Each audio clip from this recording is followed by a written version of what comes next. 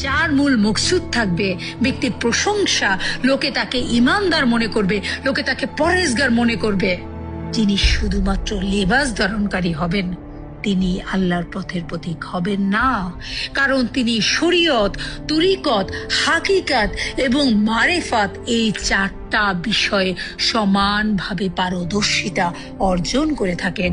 একটা বিল্ডিং যেমন 4টা স্তম্ভের মধ্যে প্রতিষ্ঠিত হয়, কামেল মোকাম্মেল ওলিয়াল্লাহ ঠিক তেমনি ভাবে শরীয়ত, তরিকত, হাকিকাত এবং মারেফাত এই 4টা বিষয়ে পারদর্শিতা অর্জন করে তার হৃদয়ে সর্বক্ষণ আল্লাহর তরফ থেকে ইলহাম আসে।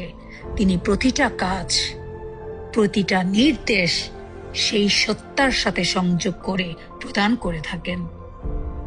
তার মকসুদ কখনোই মানুষ দেখানোর জন্য হয় না।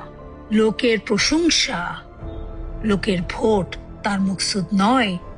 কারণ সাধনার রিয়াজতের এই শুরুতেই তিনি নিজেকে কোরবানি করে দিয়ে, নিজের ইচ্ছাকে, নিজের অভিলাষকে, নিজের চাওয়াকে নিজেকে কোরবানি করে দিয়েই আল্লাহ রাজত্ব নিজের হৃদয়ে সুপ্রতিষ্ঠিত করে সেই পদে আসীন হয়ে থাকেন। তাই ওই সকল মহামানবগণের তত্ত্বভেদ না বুঝে কোনো প্রশ্ন করা, কোনো মন্তব্য করা চরমতম বোকামির শামিল। কারণ আল্লাহ পবিত্র কোরআনুল কারিমে বলেছে, ওলিয়া আল্লাহরা আমার মেহমান, তাদের সাথে আদবের সাথে যদি পেশ না করা হয়, আল্লাহ নিজে বলেছেন, আমি আল্লাহ যে আমার বন্ধুর সাথে যুদ্ধ ঘোষণা করে, আমি আল্লাহ তার সাথে যুদ্ধ ঘোষণা করি। আল্লাহ যদি বান্দার সাথে যুদ্ধ ঘোষণা করে, তার কোনো অস্তিত্ব টিকে থাকতে পারে? সুতরাং সাবধান হন। চামড়ার মুখ দিয়ে সবকিছু বলা যায় না, বলা উচিত নয়। চোখ দিয়ে সবকিছু দেখা উচিত নয়। কান দিয়ে পরের আলোচনা, সমালোচনা, লোকনিন্দা শোনা উচিত নয়। হাত এবং পায়ের যথাযথ ব্যবহার করুন, যেন মানব কল্যাণে তা ব্যবহৃত হয়।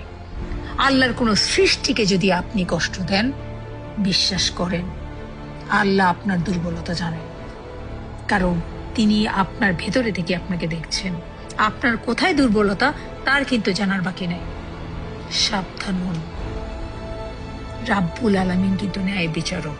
তিনি দয়াবান, তবে তিনি ন্যায় বিচারক। এই কথা ভুলে গেলে আমাদের চলবে না।